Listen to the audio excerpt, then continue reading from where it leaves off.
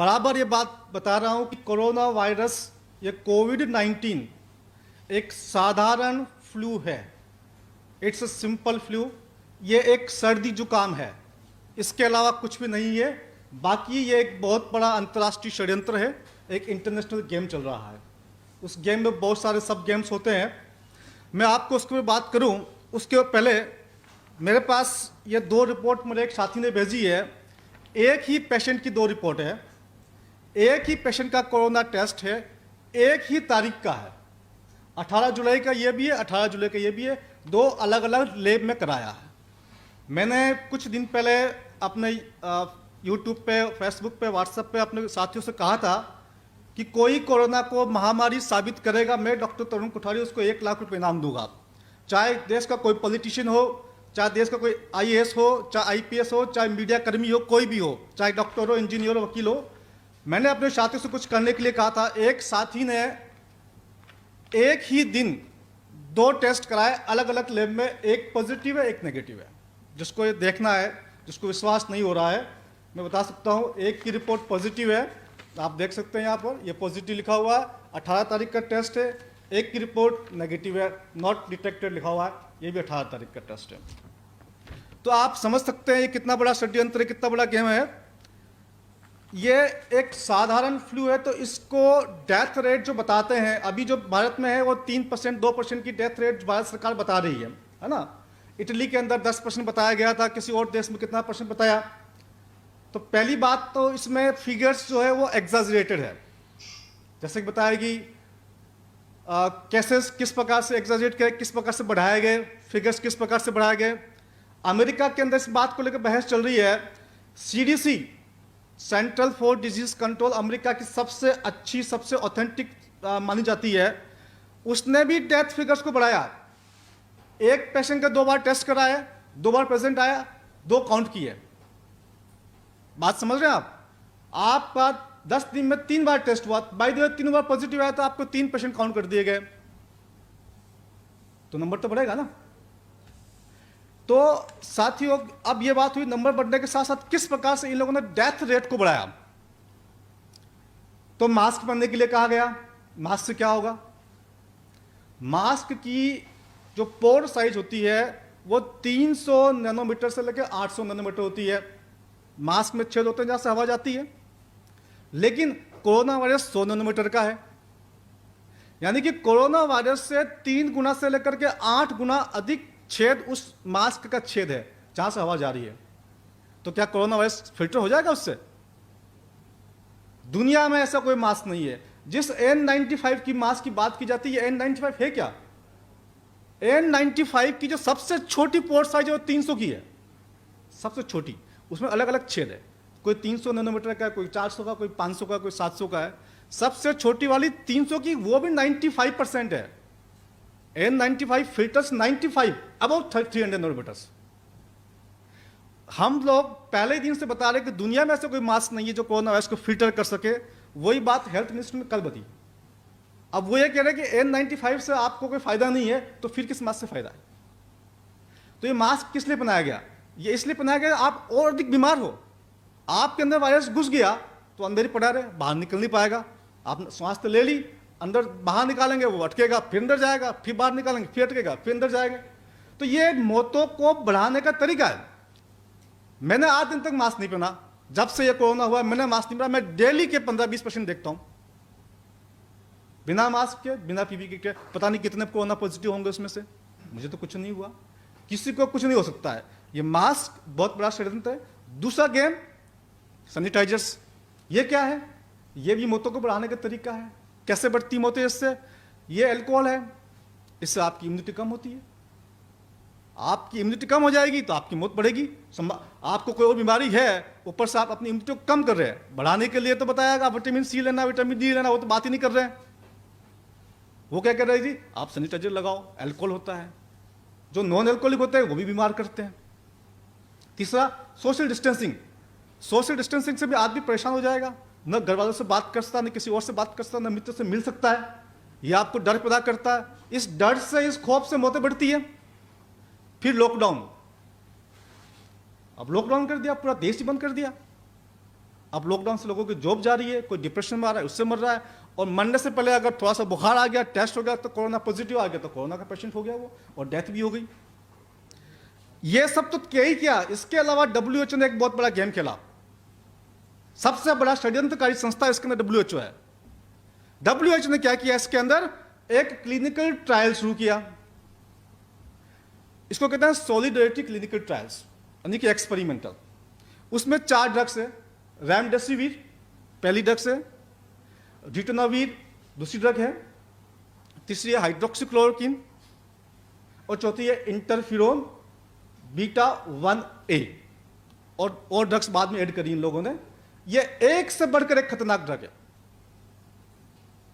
Remdesivir जो कि Ebola की स्टार्ट की थी, लेकिन अमेरिका में जब इबोला के ट्रीटमेंट के लिए रेमडेसिविर को शुरू किया गया था तो बहुत सारे पेशेंट मरने लगे रेमडेसिविर की वजह से, उसको बंद करना पड़ा। यानी कि उस साइड इफेक्ट से पेशेंट मर रहे हैं, ये बात WHO को पता है, उसको बंद करना पड़ा इबोला के ट्रीटमेंट के अंदर। तो यहां क्यों शुरू कर दिया आपने? सिंपल सी बात है, पेशेंट पॉजिटिव आया, दवाई देंगे, 1000 में से 1 तो मरेगा, कुछ तो काउंट पड़ेगा डेथ रेट की। ये FDA ने अप्रूवल नहीं किया। FDA जो है अमेरिका का सबसे बड़ा एजेंसी है जो ड्रग को अप्रूवल देता है, उसने अभी तक अप्रूवल नहीं दी इस ड्रग को, लेकिन एक्सपेरिमेंटल के तौर पर इसको यूज कर रहे हैं। दूसरी है लोपिनाविर रिटोनाविर कॉम्बिनेशन। यह बॉडी के नर्वस सिस्टम को खराब कर देती है, पूरा का पूरा नर्वस सिस्टम बॉडी का डैमेज हो जाता है, वीकनेस आ जाती है, कन्वर्जेंस आते हैं, कोमा आ जाता है, तो पेशेंट वैसे मरेगा, चाहे आप ये दवाई दो चाहे ये दो। तीसरी है हाइड्रोक्सीक्लोरोक्विन। हाइड्रोक्सीक्लोरोक्विन हार्ट अरेस्ट करती है, कार्डियक अरेस्ट। कैसे करती है? इसका एक लाइव एग्जांपल है कि कुछ डॉक्टर्स ने सोचा कि भी हमें कोरोना नहीं हो जाए, तो उन्होंने लगा प्रिवेंटिव लेना शुरू कर दिया हाइड्रोक्सीक्लोरोक्विन। हमारे देश में तो मिलती है। जो प्रिवेंटिव लेना शुरू किया उसमें से एक डॉक्टर की डेथ भी हो गई। क्यों होती है? क्योंकि यह QT इंटरवल कम होता है। ECG देखते हैं, ECG में Q कॉम्प्लेक्स होता है, Q जो कॉम्प्लेक्स होता है, Q से लेकर T के जो बीच का गैप वो कम हो जाता है इंटरवल। उससे क्या होता है? कार्डियक अरेस्ट हो जाता है। ये खतरनाक दवाई है। चौथी है अच्छा, इसके अलावा जो हाइड्रोक्सीक्लोरोक्विन जो that is causes suicide thoughts. इस दवाई को खाने के बाद आपके अंदर सुसाइड करने की इच्छा पैदा होती है। तो आप लोगों ने देखा बहुत सारे हॉस्पिटल में भर्ती थे लोग, छठी मंजिल से कूद गए। क्यों कूदे? तो डर का माहौल, ऊपर से दवाई का प्रभाव। इसके बाद आता है interferon beta 1A। Interferon beta 1A में ऐसा कोई साइड इफेक्ट नहीं जो नहीं हो सकता। अगर आप लिस्ट बनाएंगे तो कम से कम 100 साइड इफेक्ट है इसके, 100 साइड इफेक्ट्स। बॉडी का ऐसा कोई ऑर्गन नहीं है जहां पर यह साइड इफेक्ट नहीं करता। लेकिन सबसे बड़ा साइड इफेक्ट क्या है इसका? Mental depression, suicide thought. यानी कि दवाई आपको ऐसी दी जा रही है कि आपको मारना ही मारना है उसके अंदर। अभी एक नई दवाई आई है, क्या नाम है उसका? फेविपिराविर। ये जो टेमीफ्लू तो उसका नाम है, ब्रांड नेम है, फेविपिराविर है ना। Favipiravir is toxic to your foetus, it is teratogenic. मतलब क्या है? मतलब आपके गर्भ में कोई बच्चा है, माता के गर्भ में, उसमें डिफेक्ट पैदा करता है। अब आप सोचेंगे ठीक है भाई, पुरुष तो सेफ होंगे, ऐसा नहीं है। यह दवाई पुरुष के स्पर्म तक में जाती है। तो ये आपकी पूरी अगली जनरेशन को समाप्त करने तक की इनकी प्लानिंग है। मैंने एक वीडियो बनाया था करीब 15-20 दिन पहले, सोशल मीडिया पे काफ़ी चला। मैंने कहा था कि कोई भी डॉक्टर, कोई भी इंजीनियर, कोई वकील इसको साबित कर दे, सरकार का कोई अधिकारी, कोई कर्मचारी, हेल्थ मिनिस्टर इसको साबित कर दे कि ये महामारी, तो मैं 1 लाख रुपये इनाम दूंगा। आपको 2-3 काम करने हैं उसके अंदर। पहला काम तो ये करना है कि एक आदमी का 2 दिन में 10 टेस्ट करना है। एक आदमी का 2 दिन में 10 बार टेस्ट करना है। तो आप देखेंगे कभी पॉजिटिव आया, कभी नेगेटिव आया, कभी पॉजिटिव कभी नेगेटिव। ये क्या मतलब हुआ? ये कोई टेस्ट होता है? दूसरी बात, आप नॉन ह्यूमन पे टेस्ट कीजिए, गाय पे कीजिए, घोड़े पे कीजिए, गधे पे कीजिए, कुत्ते पे कीजिए, बिल्ली पे कीजिए, वही रिजल्ट आया, कभी पॉजिटिव कभी नेगेटिव, कभी पॉजिटिव कभी नेगेटिव। उनको तो कोरोना नहीं हो रहा ना अभी तक। तो भाई हाँ, वो बंदर पे किसी को आप टेस्ट 2 तरह से करेंगे। एक पेशेंट मेरे पास आया तो मैं उसको क्या लिखूंगा? मलेरिया का टेस्ट लिखूंगा, टाइफाइड लिखूंगा। मुझे लगेगा भाई मलेरिया का लग रहा तो मैं मलेरिया का टेस्ट कराऊंगा ना, या मैं सबका टेस्ट करा दूंगा मलेरिया का, जो पॉजिटिव, हाँ इसको मलेरिया है। ऐसा आप पूरे बंदे, जितने बंदा का सबका टेस्ट करा दीजिए। आप 100 बंदे का टेस्ट कीजिए, 10, 20, 50 पॉजिटिव आ जाएंगे और बोलोगे जिसको तो कोरोना है। ये वो तरीका है। तीसरा काम, आप पपीते पे कीजिए, आम पे कीजिए, केले पे कीजिए, अनानास पे कीजिए, वहां भी पॉजिटिव आएगा। वहां कैसे पॉजिटिव आ जाएगा? मैं कह रहा हूं गारंटी पॉजिटिव आएगा, आप टेस्ट करके देखिए। डॉक्टर हर्षवर्धन जी देश के चिकित्सा मंत्री है, वो MBBS MS है, मैं भी MBBS MD हूं। मैं उनसे 10 सवाल पूछ रहा हूं आप लोगों के माध्यम से, ये सवाल उन तक पहुंचाइए। इन सवालों का जवाब मुझे मत दे, जनता को दे। कोरोना वायरस की साइज क्या है, पहला सवाल। और मास्क की पोर साइज क्या है। सवाल नंबर 2, कोरोना का R नोट क्या है। R नोट होता है किसी रिप्रोडक्शन रेट, यानी कि कोई बैक्टीरिया, कोई वायरस अगर रिप्रोडक्शन करता है तो उसकी रेट होती है ना। तो कोरोना का R नोट, जो कोविड-19 है, इसका R नोट 2.2 है। और जो TB है उसका R नोट तो 5 से लेकर 20 तक मानते हैं। मिजल्स का R नोट तो 10 के आसपास होता है। तो उस हिसाब से तो ये R नोट के हिसाब से तो कहीं भी ये महामारी की कैटेगरी में नहीं आता। तो कोरोना का R नोट क्या, नंबर 1 कोविड का, नंबर 2 जो पुराना जो कोरोना, जो सिंपल कोरोना से कहते हैं, उसका भी R नोट ज्यादा है। नंबर 3 सवाल है, सिर्फ कोरोना से होने वाली डेथ रेट कितनी है।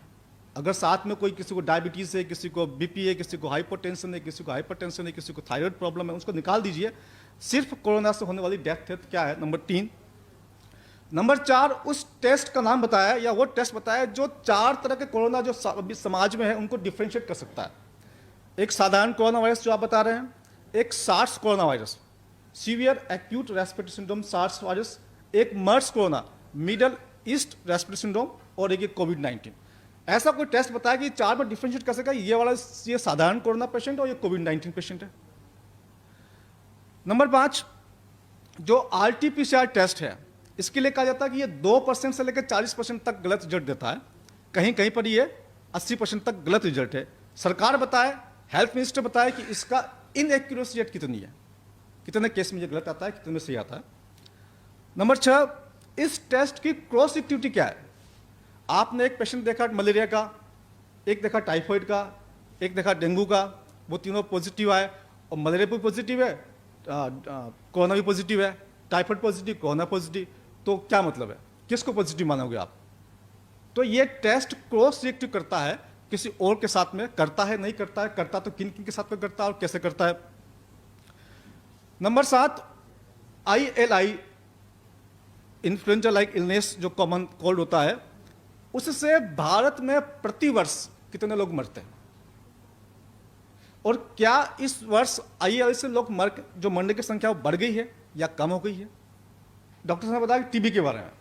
TB जो है प्रतिदिन 1000 लोग मरते TB से। 1000 लोग TB से मरते, तो TB ज्यादा खतरनाक है, कौन ज्यादा खतरनाक है? तो क्या आप TB के लिए भी लॉकडाउन करोगे? ये मेरा सवाल उनसे है। नवा सवाल है, WHO को एक भ्रष्ट संस्था घोषित किया गया था।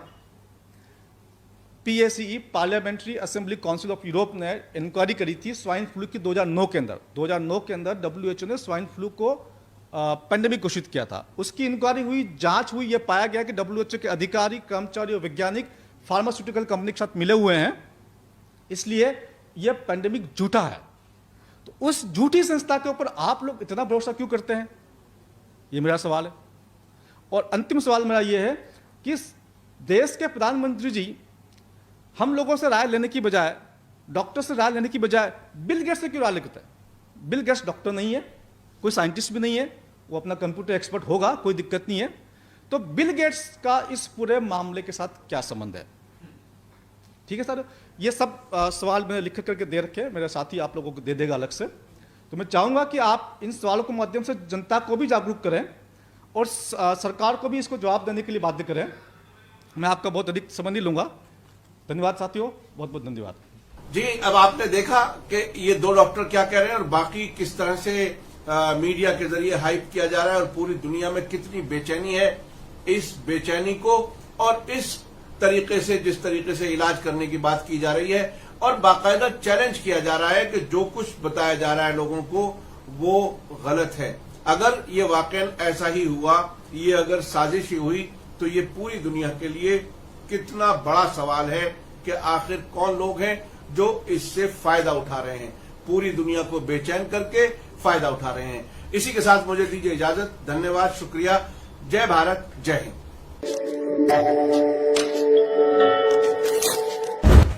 मीडिया स्टार वर्ल्ड के और वीडियो देखने के लिए हमारे चैनल को सब्सक्राइब करें और सीधे नोटिफिकेशन पाने के लिए बेल आइकन दबाएं।